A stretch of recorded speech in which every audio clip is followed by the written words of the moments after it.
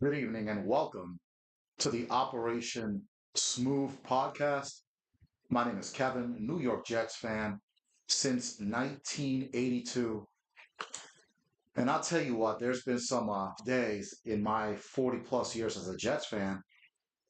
And this day just seems to be one of them that might go down as a top 10 worst day of me being a Jets fan. Days after what I just I just heard today. We're going to start with the obvious.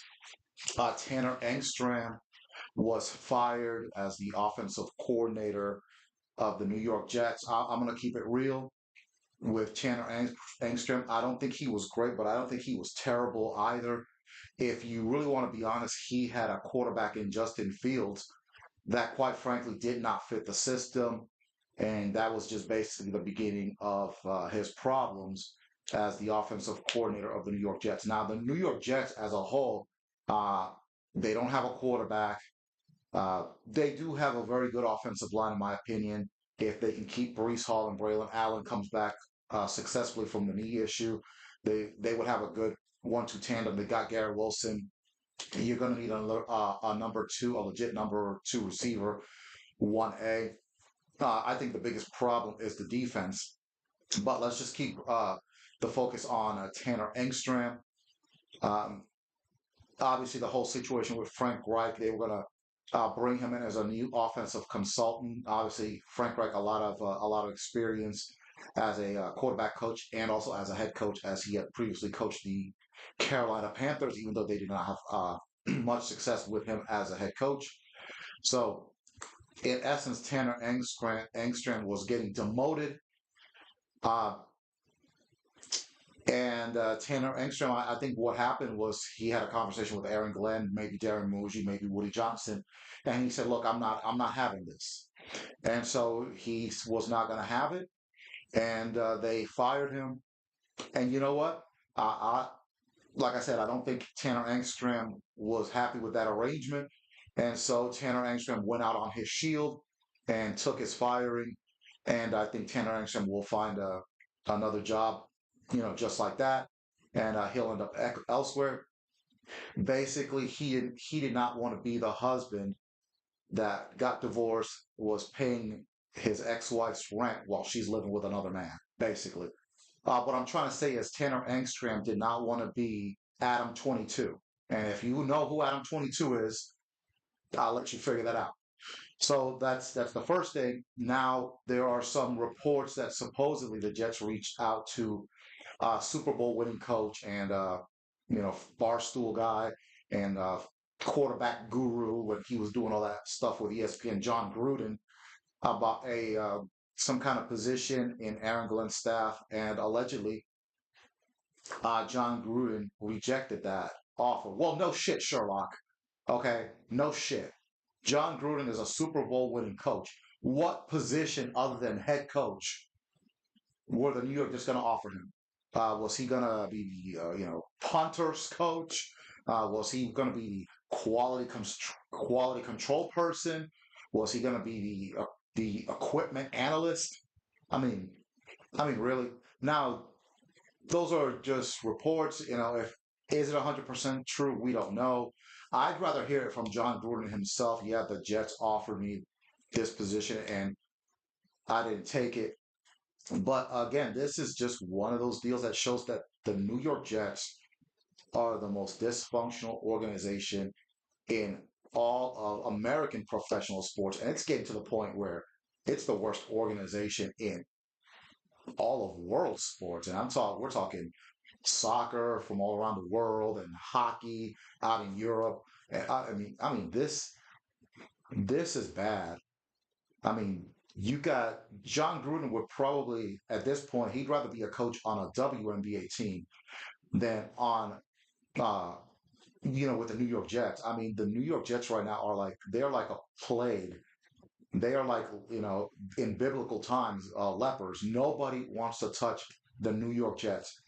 And the way Aaron Glenn is handling this stuff, it's just not. He is not making the situation any better. You go back to the end of the season. Usually, they fire coaches like the next day. They waited 3 weeks to fire the quarterback coach and the other coach that they fired, and then they do this a few days later with Tanner Engstrom. I mean, what are the New York Jets doing? I mean, or what is this? And I lived through the 1990s, bro, in the mid 90s in the Rich Kotite era, and it was bad, bro. And to top it all off, if you've if you've kind of new to my channel, back in the mid 90s, I was in the Navy and I was stationed in Jacksonville, Florida. And in 96, they got to the AFC title game while the Jets finished 1-15. So I can attest from experience, those were some dark, dark times. And this might be just a repetition of this 30 years later, which kind of goes into something one of my commanders told me back in the mid 90s, around 94 ish. This thing called the Schlesinger theory, in which things historically have a habit of repeating themselves every 30 odd years. Well, it looks like we're going to have the Rich Kotite years again with Aaron Glenn. So you're looking maybe next year, what, 1-16, 2-15. Man, I can't stand it. I just can't stand this whole situation. It just keeps getting worse and worse and worse. And it's like Aaron Glenn is just putting the noose on his neck, and it's getting tighter and tighter. What is he doing?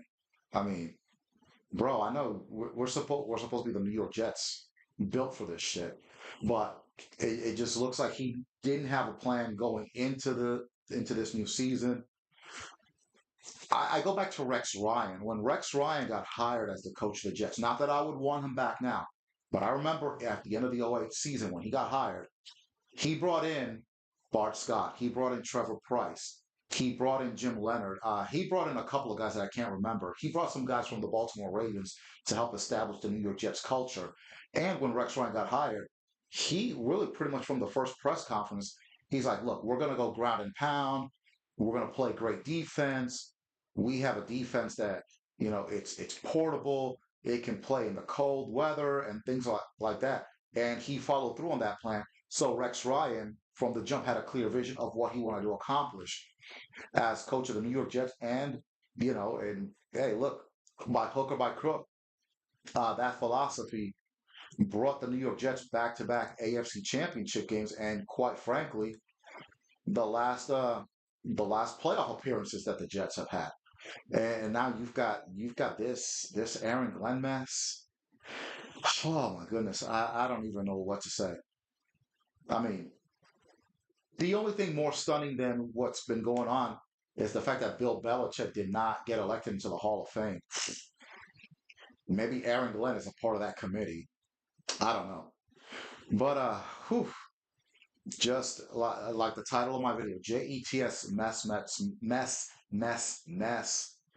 Man, this is just, and I got a feeling that it might get worse than this before the week even finishes. But hey, listen, like, comment, subscribe. Tell me what your thoughts are. This is the Operation Smooth podcast, and oh my goodness.